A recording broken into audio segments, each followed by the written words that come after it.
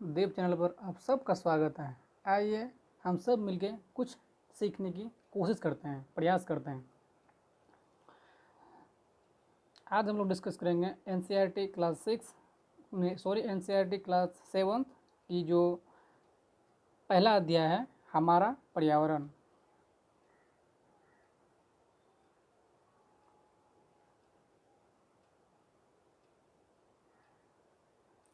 तो पहला पार्ट ही है पर्यावरण के बारे में।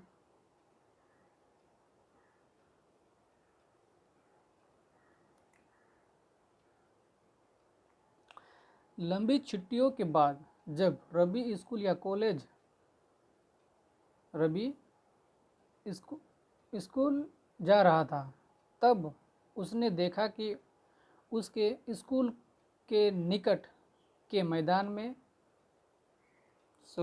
के खेल के मैदानों में मतलब खुदाई हो रही थी। वही एक मैदान उनके खेलने के लिए वहाँ पर था। लोगों ने बताया कि वहाँ अनेक फ्लैटों वाली एक बड़ी इमारत बनेगी। जब रवि को समझ में आया कि मुलायम घास, गद्दे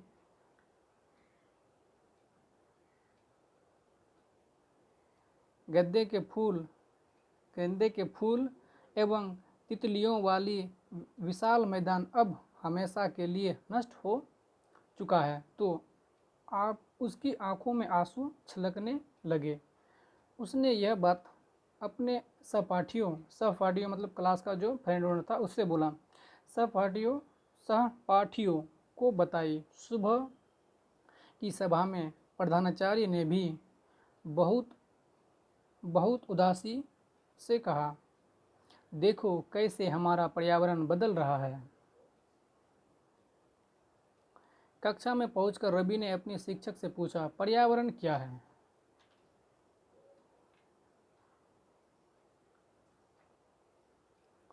रवि ने सवाल किया, पर्यावरण क्या है? तो जो कुछ भी आप अपने आसपास देखते हो, शिक्षक ने बताया। रवि कहने लगा, इसका अर्थ है स्कूल भवन, मेज, कक्षा में रखी कुर्सियां, यहाँ तक कि खुला मैदान, सड़क, कूड़ा करकट, मेरे दोस्त, ये सभी हमारे पर्यावरण के अंग हैं। तो सर ने कहा, हाँ। शिक्षक ने कहा, लेकिन जरा रुको, कुछ वस्तुओं का निर्माण प्राकृतिक ने किया है, जैसे पर्वत, नदियाँ, पेड़, प्राणी, जबकि अन्य का निर्माण मानव ने किया है, जैसे सड़क, कार, कपड़े, किताब। तो अब दो छात्र मिलकर कार्य कीजिए। अपने निकट बैठे सहपाठी के साथ मिलकर प्रकृति एवं मानव द्वारा निर्मित वस्तुओं की सूची बनाएं। दोस्तों, आप लोग भी सूची बनाने का मतलब प्राकृतिक और मानव निर्मित सूची बनाने का कोशिश करना, प्रयास करना। थोड़ा यहाँ कुछ बॉक्स में दिया हुआ है, थोड़ा इसे भी पढ़ लेते हैं। पर्यावरण हमारे जीवन का मूल आधार है। यह हमें सांस लेने के लिए हवा, पीने के लिए जल, खाने के लिए भोजन एवं रहने के लिए भूमि प्रदान करता है। मानव इस प्राकृतिक पर्यावरण में कैसे परिवर्तन करता है? कार का धुआं वायु को प्रदूषित करता है। पानी को पात्र में एकत्रित किया जाता है। भोजन को बर्तनों में परोसा जाता है और भूमि पर कारखानों का निर्माण होता है। मानव कार, मिल, कारखानों एवं बर्तनों के निर्माण करता है। इस प्रकार से मानव प्राकृतिक पर्यावरण में परिवर्तन करता है। तो रवि, परमजीत, जैसी, मुस्तफ़ा, आशा सब यह सूची बनाने के लिए उत्सुक थे। इकबाल ने पूछा, हमारा पर्यावरण क्यों बदल रहा है?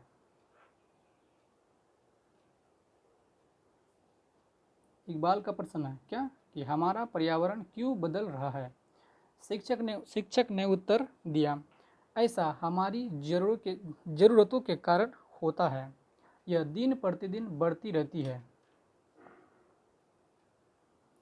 जैसे दोस्तों पर्यावरण के घटक के बारे में दर्शाया गया है। पर्यावरण के 3 घटक है, प्राकृतिक, मानव निर्माण और दो घटक हो ना, यहाँ मतलब दर्शाया गया, आप देख लीजिएगा। मानव में ये सब जो सब आ जाते हैं। और मानव निर्मित ये हो गया, उद्योग गया, स्मारक हो गया, सड़क हो गया, प्राकृतिक मतलब प्राकृतिक स्थल हो गया, उसके बाद जैवमंडल हो गया, वायुमंडल हो गया, जलमंडल हो गया, इन सबको मतलब दर्शाया गया, देख लेना। जीवीय और अजीवीय में क्या है, तो यहाँ कहता है सजीव प्राणियों का संसार जैसे पादप एवं जंतु, और अजीवीय अजीव निर्जीव पदार्थ का संसार जैसे स्थल। इसलिए हम प्राकृतिक वातावरण में परिवर्तन करते हैं और कभी कभी इसे नष्ट भी कर देते हैं। ऊपर के वार्तालाप से आप समझ गए होंगे कि किसी भी जीवित प्राणी के चारों ओर पाए जाने वाले लोग, स्थान, वस्तुएं एवं प्रकृति को पर्यावरण कहते हैं। यह प्राकृतिक एवं मानव निर्मित परिघटनाओं का मिश्रण है। प्राकृतिक पर्यावरण में पृथ्वी पर पाई जाने वाली जीवीय एवं अजीवीय दोनों परिस्थिति सम्मिलित हैं।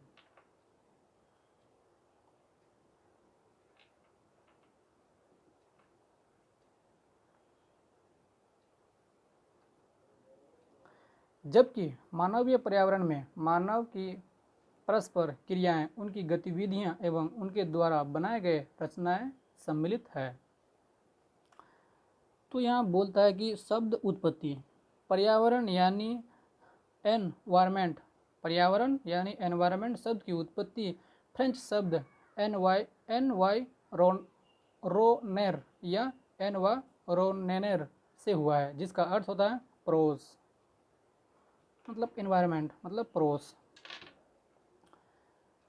अब हम लोग पढ़ेंगे प्राकृतिक पर्यावरण के बारे में। प्राकृतिक पर्यावरण भूमि, जल, वायु, पेड़ पौधे एवं जीव जंतु मिलकर प्राकृतिक पर्यावरण बनाते हैं। तो इस बात को जान लीजिएगा, ठीक है।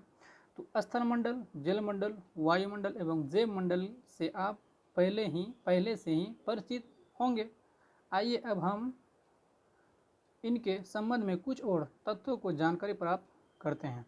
पृथ्वी की ठोस पट्टी या कठोर ऊपरी परत को स्थलमंडल कहते हैं।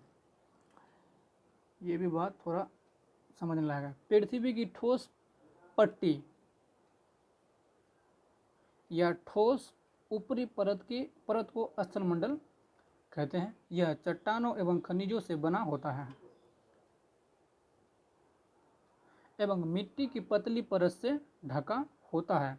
यह पहाड़, पठार, मैदान, घाटी आदि जैसे विभिन्न स्थलाकृतियों वाला विषम धरातल होता है। ये स्थलाकृतियाँ महाद्वीपों के अलावा महासागर की सतह पर भी पाई जाती है।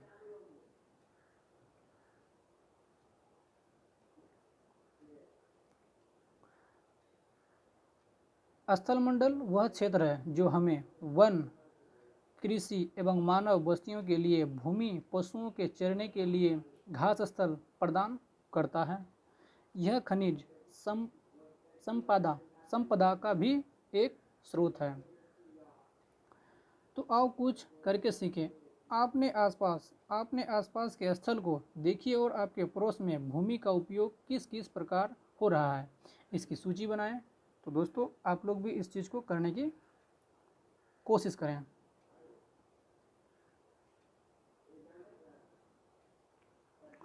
जल के क्षेत्रों को जलमंडल कहते हैं। जल के क्षेत्रों को जलमंडल कहते हैं। यह जल के विभिन्न स्रोतों जैसे नदी, झील, समुद्र, महासागर आदि जैसे विभिन्न जलाशयों से मिलकर बनता है। यह सभी प्राणियों के लिए आवश्यक है। पृथ्वी के चारों ओर फैली वायु की पतली परत को वायुमंडल कहते हैं।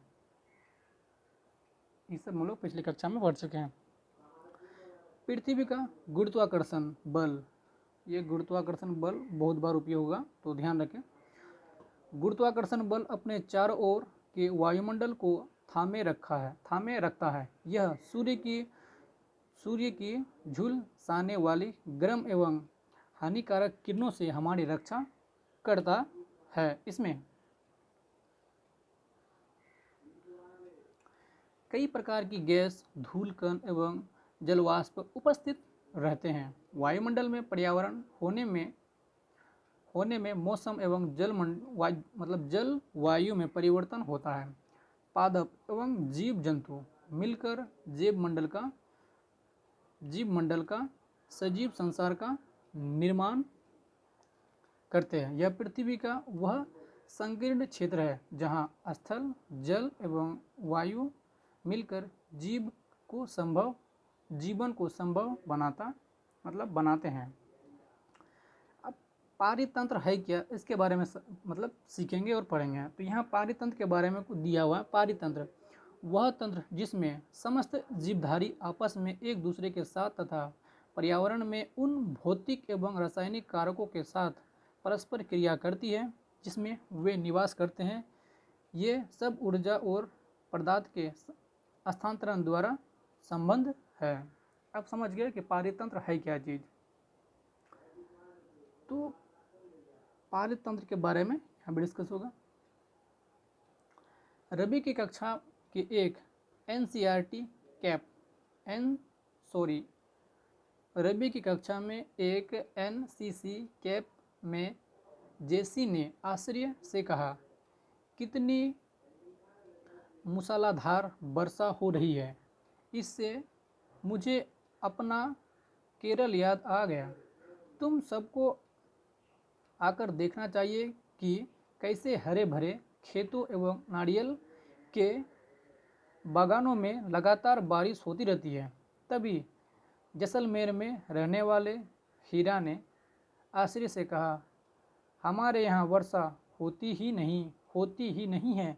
हमें तो दूर दूर तक केवल कीकर एवं रेत की नज़र आती है, लेकिन वहाँ ऊँट भी तो मिलते हैं। रवि ने कहा।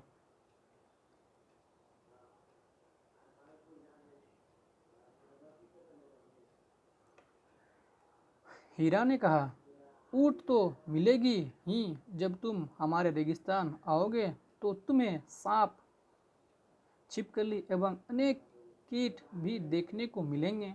रवि हैरत में पड़ गया। विभिन्न स्थानों पर पाए जाने वाले जीव जंतु, वनस्पतियाँ एवं लोगों के रहन सहन के तरीके इतने भिन्न क्यों हैं?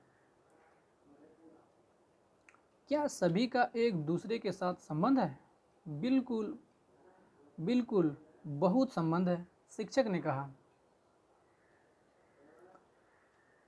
सभी पेड़ पौधे, जीव जंतु एवं मानव अपने आसपास के पर्यावरण पर आश्रित होते हैं। प्रातः वे एक दूसरे पर भी आश्रित हैं। जीवधारियों का आपसी एवं अपने आसपास के पर्यावरण के बीच का संबंध ही पारितंत्र का निर्माण करता है। अधिक वर्षा वाले वन, घास स्थल, रेगिस्तान, पर्वत, झील, नदी, महासागर एवं छोटे से ताल का भी एक पारितंत्र हो सकता है।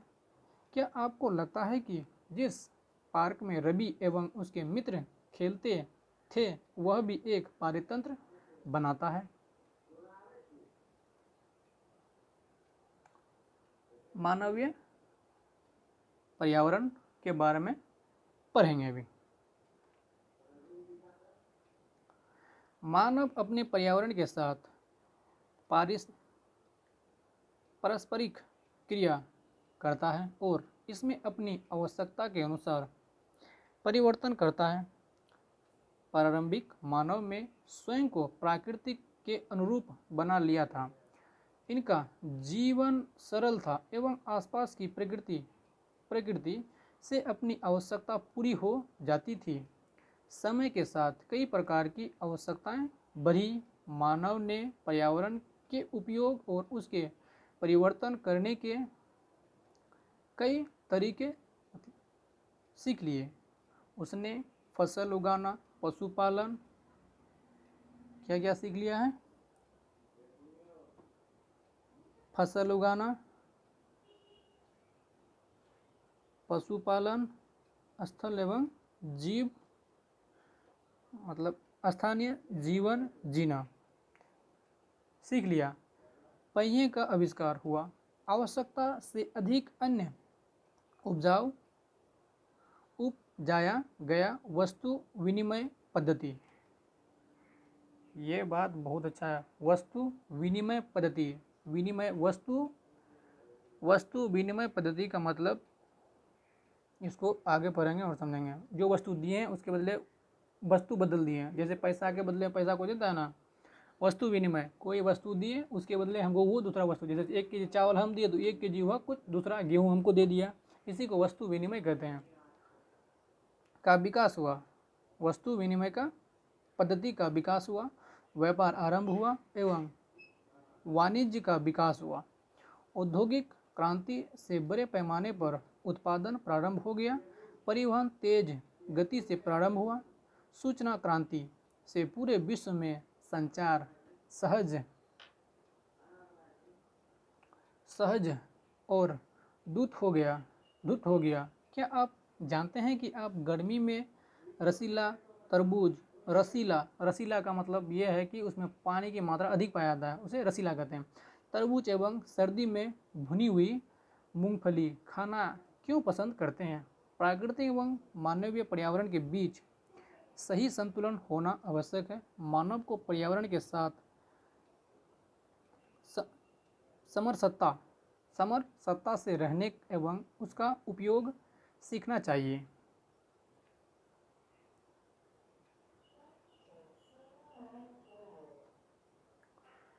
रवि की कक्षा में मिजोरम की एक लड़की है। रवि की कक्षा में मिजोरम की एक लड़की है, नूरी। वह अक्सर अपने स्थान की हरियाली की बात करती रहती है। खेल का मैदान नष्ट होने के कारण रवि की उदासी देखकर नूरी ने उसे आने वाली छुट्टियों में अपने घर मतलब मिजोरम आने को कहा। रवि के शिक्षक ने सभी बच्चों से कहा कि छुट्टियों में वे जिन स्थानों पर जाएंगे वहाँ के मतलब भू दृश्य, घरों एवं लोगों के क्रियाकलापों का चित्र बनाकर लाएं। तो यहाँ कुछ चीज दिया हुआ है, चलो इसे भी पढ़ लेते हैं। अब यहाँ वस्तु विनिमय पद्धति है क्या चीज, उसके बारे में थोड़ा सा देख लेते हैं। यहाँ जो लिखा हुआ है, तो वह वस्तुओं की अदला बदली का व्यापार है जिसमें धन का प्रयोग नहीं होता है। जैसे वही समझ लो, जो बोले कि हम 1 किलो चावल दिए, वह 1 किलो गेहूँ दिया हमको, इसी को वस्तु विनिमय पद्धति कहते हैं। यही तो अदला बदली बोल दिया ना दोस्तों, और क्या चाहिए। अब यहाँ कुछ करके सीखें। आपने पड़ोस के किसी बुजुर्ग व्यक्ति से बात करें और निम्न जानकारी प्राप्त करें। नंबर 1, मतलब जब वे आपकी उम्र के थे तब उनके आसपास कैसे पेड़ थे?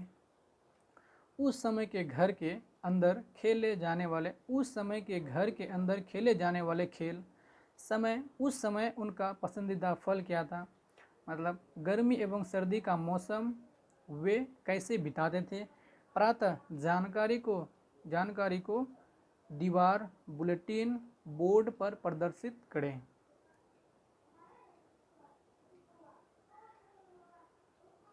चलो दोस्तों, आज का क्लास यहीं तक, और इन सब प्रश्न को करने का कोशिश करें ताकि बातें अच्छी से समझ में आए।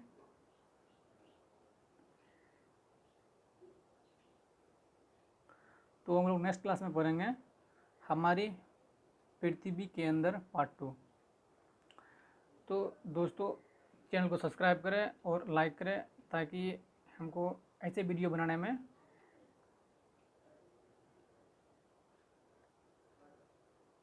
सहयोग मिले।